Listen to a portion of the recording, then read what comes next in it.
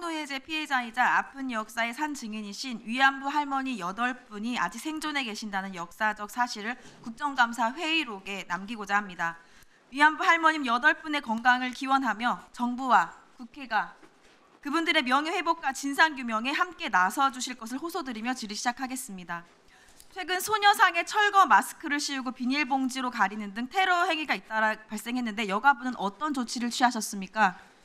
관련 상황에서 동향을 지속적으로 파악해 왔습니다. 그리고 외교부하고 관련 사안도 여러 가지 그런 부분에 대해서 해외에서 문제가 되는 부분에 대해서는 상황을 공유하였습니다. 네, 상황은 공유했지만 어떤 대책이나 대응도 하지 않으셨죠.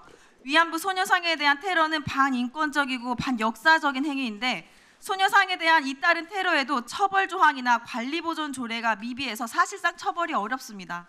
여가부가 제대로 된 진상조사와 강력한 처벌, 또 재발 방지 대책을 발표해야 한다고 생각하는데 어떻게 생각하십니까? 관련 사항 모니터링 해보고 말씀하신 대로 국회에서 또 관련 논의에 대해서 지금 논의 중이신 걸로 제가 알고 있습니다. 적극 협조하도록 하겠습니다. 네. 위안부 소녀상 실태조사 결과 전국에 154개의 소녀상이 설치된 것으로 파악됐는데요. 해외 소녀상 설치 현황 파악됐습니까? 해외 소녀상에 대해서는 저희가 저희가 비공식적으로는 현황에 대해서는 파악을 하고 있습니다. 근데 왜 공식 발표를 하지 않으시나요? 정식 조사나 뭐 이런 부분들은 확인이 필요한 부분인데 그렇게까지는. 네, 정의기억연대 홈페이지에 게시된 자료에 보면 해외 소녀상 포함한 추모비가 현재 31개 있다고 합니다. 시민단체에서도 파악하고 있는데 아직 여가부는 공식 발표할 만큼 파악을 못하셨어요. 특별한 이유가 있는 겁니까? 이게 정의기억연대 자료가 이번에 국내 것도 보면서 보니까 좀 실태 파악이 정확성에 대한 부분들은 좀 틀린 부분도 있었습니다. 그러니까 여가부가 나서서 하셔야 된다는 이야기입니다. 이렇게까지 빨리 나서지 않은 이유, 윤석열 정부가 친일 기조여서 위안부 문제 다루는 거 눈치 보이고 특히 해외 소녀상은 외교부 공간 통해 파악해야 되는데 괜히 논란될까 봐 그런 거 아닐까? 이런 생각을 해봤습니다. 자, 독일 베를린 소녀상이 철거 위기인 상황인데 여가부 어떤 조치하셨습니까? 말씀드린 대로 그 외교부하고 그 부분에 대해서 그 현안 사항을 공유했고 반대 공식 입장 표명했습니까? 이 통로는 외교부를 통해서 저희가 그 국가 아니면 외교부랑 협의해서 독일 당국에 전달하셨습니까? 아니요. 반대 입장? 외교부하고 해서 이 부분에 대해서는 외교부의 그 의견을 좀 따르는 것이 맞다고 외교부에 생각을 했습니다. 지금 책임을 넘기고 계시네요. 그러니까 아무것도 하지 않은 것이죠, 여가부는. 그 부분에 일본은 해외 각지의 소녀상 철거하겠다고 전방위로 뛰어다니는데 대한민국 정부는 일본 정부의 마음을 헤아리느라고 아무것도 하지 않고 있습니다. 대한민국 정부 맞습니까? 자, 위안부 소녀상 보호하기 위해 2가지 제안 드리겠습니다. 소녀상 테러에 대한 진상조사와 재발 방지 대책 마련해서 의원실에 보고해 주시고요. 해외 소녀상 실태조사 철거에 대한 대응 계획까지 보고해 주시기 바랍니다. 다른 질문 드리겠습니다.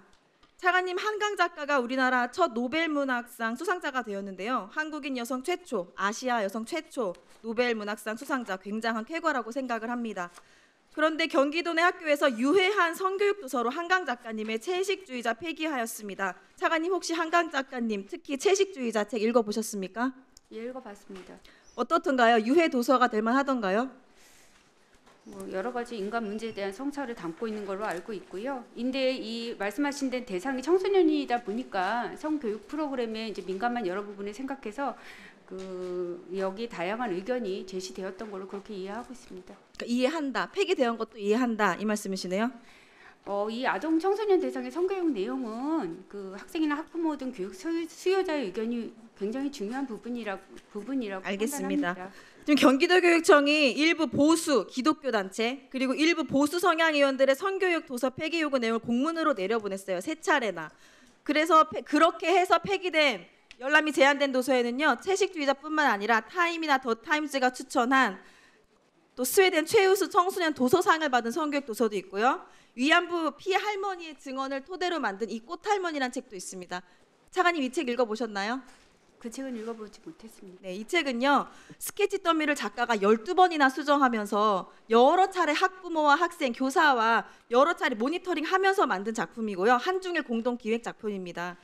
이러한 도서 폐기 문제에 대해서 여가부가 나서서 대책 마련해야 되는 거 아닙니까?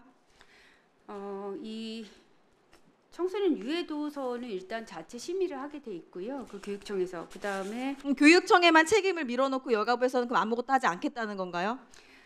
이게 심의 결과가 또 이 판단하는 기관이 있기 때문에 이런 부분들이 통보되면은 여성가족부는 조치를 할 수 있습니다.